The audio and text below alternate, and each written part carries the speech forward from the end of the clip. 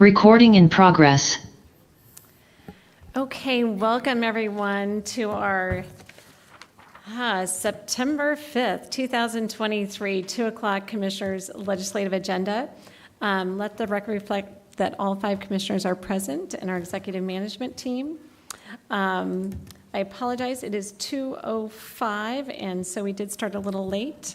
Our meetings went long this morning, so it's been a little longer day. With that, then, I did not receive any written comment for today's agenda items, but I do have, we'll start with our open public forum, and I do have 4 people who have asked to speak at that. So with that, I will open it up for open public forum, and we will start with Michelle Baca.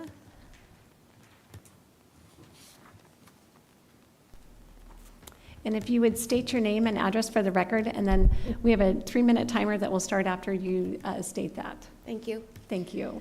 Thank you for your time today. My name is Michelle Baca. I live at 1804 North Hayford Road in Spokane County. I'm here to speak about the fact that I feel the information system flow isn't working in terms of public hearings, notifying community residents when there's a hearing for building permit and zoning changes. There is an application before the county right now for a mineral change from rural traditional to mining, and the first hearing, and I'm across the street from these 167 acres. The first hearing notice that was sent, I did not receive. And I'm definitely an interested party as being living across the street from it. The second one, and I heard about it through a neighbor, not through a mail from the county, from the project. And then the same with the second. I'll succinctly state 1 of 4 notices I received personally by mail. The rest, it was third party through a photo sent to me by a neighbor, texted. And then I also submitted public comments to the project file when it was CPA 20 CPA-03 to the project point of contact Maria Maynard. And then from a public records request about 3 or 4 weeks ago, I noted that my public comments were not in that project file. And I was a bit concerned too that there were very few public comments from my neighbors, and I know all of my neighbors are opposed to this zoning rechange. None of us want a quarry across the street from our house. We already have one up the road on North Hayford Road, Shamrock.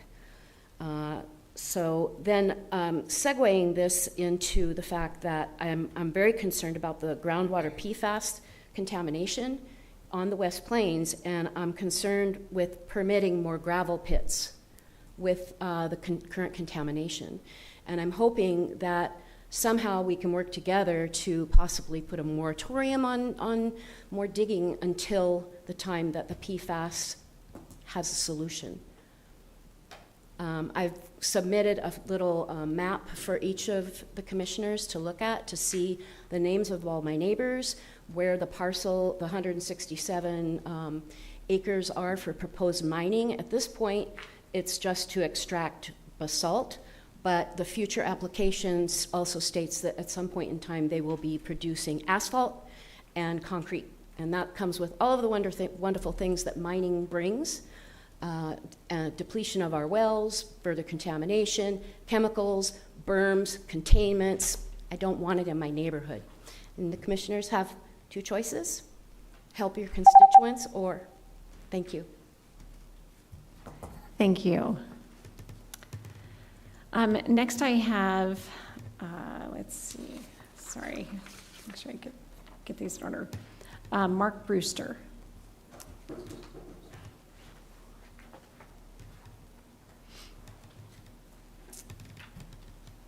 Please state your name and address for the record, and then you'll have 3 minutes. Okay, thank you. Thank you. My name is Mark Brewster. I live at 7132 West Greenwood Road.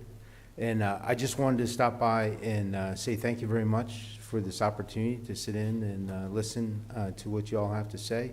I am of the same similar concern, I should say, as Michelle, and it has to do with the West Plains aquifer in that area. We've worked with the S3, R3 group for, I don't know, almost a year now, going to their meetings, attending them, and it's been very educational. It's been interesting to see how it all works out. And anyways, the concern mostly is with the PFAS that's in the water in that area. And it also was overlaid with a handling of a stormwater project. Those two things combined raised the local issue for us that are just north of the airport in the county area.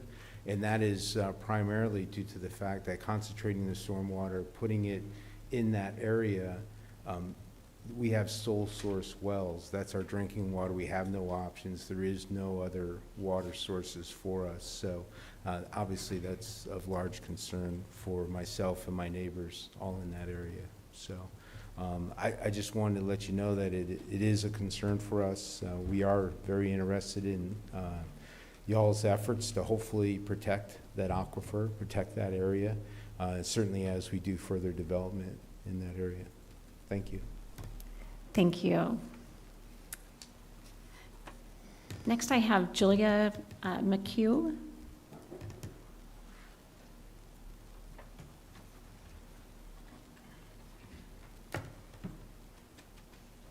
Good afternoon, and thank you for hearing us. I am here on behalf of myself and my Palisades neighbors and neighborhood. I live at 1514 North Grove Road. I am on the eastern edge of the West Plains, and I'm on a sole source well that is contaminated by PFAS. Here are, Mr. French has seen this, Mr. Simmons has seen this numerous times at the S3R3 Solutions Board meetings. Here is Fairchild, here is the airport, and here are all the private wells on the West Plains. Anybody outside the Fairchild study boundary, and that means from Hayford Road east to the river and all the way to Hangman Creek, are absolutely left out of this study, which means it will be incomplete and erroneous. I am here for two reasons today. One is to induce you or interest you in advocating for an Aquifer Plains protection area, which is a ballot initiative which Mr. French knows well about since our last meeting on our Friday meeting. So please advocate for an aquifer protection area. There are hundreds of people drinking from sole source wells with no options. We have a unique but consistent across the West Plains aquifer system, but it is contaminated, not just by Fairchild, which we know has many problems, but the Spokane International Airport, which I hope Mr. French has shared with you. The Department of Ecology has identified at least 8 contaminated sites, one of which was a swamp dump burn pit where they did live fire training for decades and put the things on fire, light them up, put them out. That well alone has 5,200 parts per trillion PFAS. It was not reported by the Spokane International Airport to any health agency, nor to their public, and we are now stuck with the consequences. I have 4 neighbors at 2 different homes in the last 6 months deceased from pancreatic cancer. Now, if that doesn't concern you, then I invite you to come and drink my well water. It greatly concerns all of us. The second that we are advocating for is to get to Fairchild Air Force Base gear pullers and get them to include the entire West Plains in this PFAS study. It is a gigantic aquifer. It is a system. It is not a little box where the Air Force resides. It is not a box where the airport resides. The airport used to be Fairchild before it transitioned to the base they built 4 miles directly east. We know that the groundwater runs from the southwest to the northeast. We know that we have several wells in our neighborhood contaminated. I have spent a lot of hours since November attending the S3R3 Solutions Board meetings where they consistently, next, can't ask questions, can't be asked questions, And we cannot then further the knowledge that we have on the West Plains, and I'm asking you to do that. Thank you. Thank you. Okay, that's going to then take us to Terry Horn.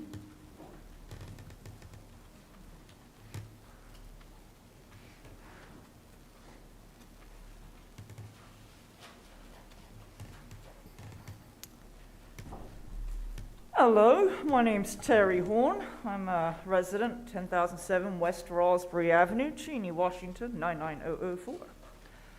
I'm in support here today for the entire Spokane County, I guess. This is a map of the critical aquifer recharge areas. Over here you have your sole aquifer, Prairie Arafterum. You guys get money for that. Make sure it stays safe. The rest of this yellow stuff is high susceptibility to contaminants associated with stormwater runoff. What's very interesting is there's amazing books out here like Critical Areas Assistant Handbook, protecting critical areas within the framework of the Washington Growth Management Act. A lot of good stuff in there, how to protect and designate. The critical aquifer recharge area even condenses the critical aquifer recharge protections and requirements set forth by federal, state agencies. We also have something even more condensed, West Plains geology and hydrology reports. We have the Critical Areas Ordinance, Spokane County Codes, that's also known as the SCC, CEO, Chapter 11.20. And yet we have all these documents. Oh, that's right. URS Caldwell and Brown, Stormwater Management Plan for the West Plains area. You see, inside that one, 2.13 groundwater, the two major aquifers in the West Plains area are the Wanapum and the Grand Ronde aquifers. These aquifers are bounded geographically by the Spokane River, Deep Creek, Lotta Creek, and used by many West Plains residents for domestic water supply. What's interesting, though, is I can go back to the hearing examiner's findings of facts, and it's cute because the applicant and the county both tell the hearing examiner the areas outside the aquifer-sensitive area. That is also known as a critical aquifer recharge area, in case you guys aren't hip to sustainability language these days. So I'm letting you guys know it would be advantageous of the county to actually start talking with your planning commission and start writing in your findings of facts, maybe telling the public what they're getting into before you just sign off on development. And the only way you guys are going to be able to do that is take some responsibility for your actions and hold others accountable. So I thank you for your time. These are all identifiable public records.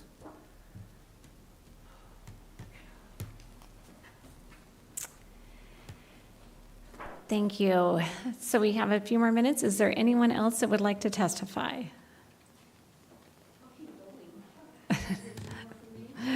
No, you just get the 3 minutes. Thank you, ma'am.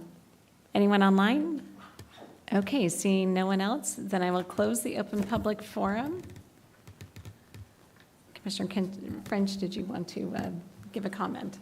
Yeah, if you don't mind, Madam Chair. I would like to acknowledge that I did have a meeting with some of the constituents on Friday, and at that meeting, as I indicated this morning, one of the items that was brought to the discussion was the implementation of a ballot measure that would provide funding for protecting the water aquifer on the West Plains, similar to what we've done in the Spokane Rathdrum Prairie aquifer, and that current program is up for renewal next year, next fall. And as I indicated this morning, it would be my desire to be able to add the West Plains to that ballot measure so that we can provide funding to protect our water source, not only at the Valley Aquifer, but also up in the West Plains. One of the things that we desperately need is to be able to mitigate the impacts of PFAS and PFOS, regardless of what the source is, and so that we can restore clean drinking water up back onto the West Plains. As many of you know, I've made numerous trips back to Washington, D.C., and also have interacted with folks at Fairchild with regard to not only expanding the scope of the study that they've been undertaking, but also the scope of the impact and the filtration systems that they've been installing within a very confined area, and that area needs to be expanded. So I continue to advocate for the expansion of that study area, as well as the financial assistance necessary for property owners out there that have now got PFAS and PFOS in the water. There's no argument about that. It's now how do we address it, and how do we fix it, and restore palatable water up on the West Plains. So just wanted to provide that additional information for the benefit of for the board. And also with regard to the stormwater study that we were putting together through S3R3, once the study results came back, the S3R3 board decided not to pursue that effort anymore for a variety of reasons, one of which is protecting the aquifer up on the West Plains and stuff. So just wanted to provide that additional information for my fellow commissioners. Thank you. Okay. With that then, I will look to my fellow commissioners for the rest of the agenda item. Madam Chair, I move to approve item 2, A, B, C, and D on today's consent agenda. Second. Okay, I have a motion and a second to approve item 2, A, B, C, and D as presented on today's agenda. Any further discussion? Seeing none, all those in favor, please signify by saying aye. Aye. Aye. Motion passes unanimously. That will then take us to item number 3, which is a public hearing to consider establishment of Mellon Parkway and Renshaw Drive, County Engineers Road File number 2685 for the Spokane County Public Works Department. And we have Monty Chamberlain. Good afternoon, Commissioners. Go ahead and roll to the next slide. So Matt Zaracourse, County Engineer, is taking a well-deserved vacation, so I'm helping him out here. So this is establishing these roads that are in the development around Costco there, BSP. So we're basically naming Renshaw Drive, which runs from Highway 2 to the roundabout, east to that roundabout where it runs into Mellon Parkway, and the Mellon Parkway running north and south there. Currently, nothing's addressed off of these existing roads, and I'm going to now read the County Engineer's report. The identified roads have been examined by the Spokane County Public Works to determine if they should be recommended for establishment as county roads in accordance with RCW 3681. This examination has found that the roadways are necessary to provide access to the platted lots. They have the proper endpoints, general alignment, and right-of-way that has been established by survey. The roadways have been designed, constructed, and certified to meet county standards. With this consideration, I recommend that the Board of Commissioners, County Commissioners, establish these roadways signed by the County Engineer. And do you have any questions? Any questions for Monty? I'm not seeing any. Okay, this is a public hearing item, so I will open it up for public comment for item number 3A. First call? Second call? Anyone online? No? Okay, third and final call for anyone wishing to testify on item number 3A. Seeing no one in the audience and no one online, I will close the open public comment and look to my fellow commissioners. Madam Chair, I move that we accept the county engineer's recommendation and consider the establishment of Mellon Parkway and Renshaw Drive, County Engineers Road File number 2685 for the Spokane County Public Works Department. Second. I have a motion and a second. Any further discussion? Seeing none, all those in favor, please signify by saying aye. Aye. Aye. Motion passes unanimously. We do have 2 by-leave items today. The first one I will look to my fellow commissioner, as I don't have the title. I'll let Commissioner Kearns state it. Madam Chair, I move that we approve a resolution in the matter of setting a special fee for demolition permit applications for those victims of the Gray and Oregon Road fires. Second. Okay, I have a motion and a second. This is, since it is a by-leave item, we are taking action. We will open it up for public comment. So I will open up for anyone wishing to testify on the setting a special fee for demolition permit applications for those victims of the Gray and Oregon Road fires. Second call. See no one in the audience or no one online. Third and final call. And I will close the testimony. Is there any other comments from the commissioners before I ask for the vote? Commissioner French? Yeah, thank you, Madam Chair. For the public's information, the current fee for demolition permit runs about $375. This will effectively lower that fee down to $25, which is basically just to cover the administrative cost of filing the application and stuff. So we're doing what we can to try and help those that have been impacted by both of these fires, and certainly appreciate the heartfelt support from all of my fellow board members. Anyone else? Okay. I have a motion and a second. I've closed the public testimony. All those in favor, please signify by saying aye. Aye. Aye. Motion passes unanimously.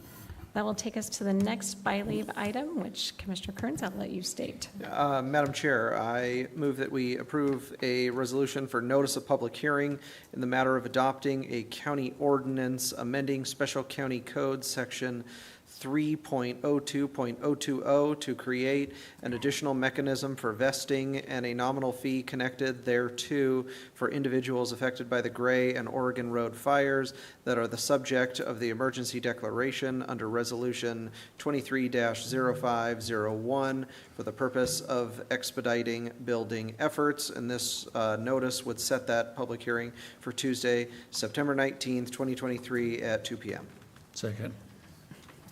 Okay, I have a motion and a second. Since this is just a notice of public hearing, and there will be a public hearing that is now set for September 19th, 2023 at 2 o'clock, I will not be opening it up for public comment at this point, since this is just setting the notice. So I have a motion and a second. Any further discussion? Seeing none, all those in favor, please signify by saying aye. Aye. Aye. Motion passes unanimously. Okay, that will conclude our printed agenda and the by-leaves items that I know of at this point. Is there anything else, Mr. Simmons or Mr. Anderson? Nothing for me. Nothing from me. Okay, very good. Then with that, then I will adjourn the meeting for today. It is 2:30, and we will sign some documents and be off to other meetings. Thank you all very much.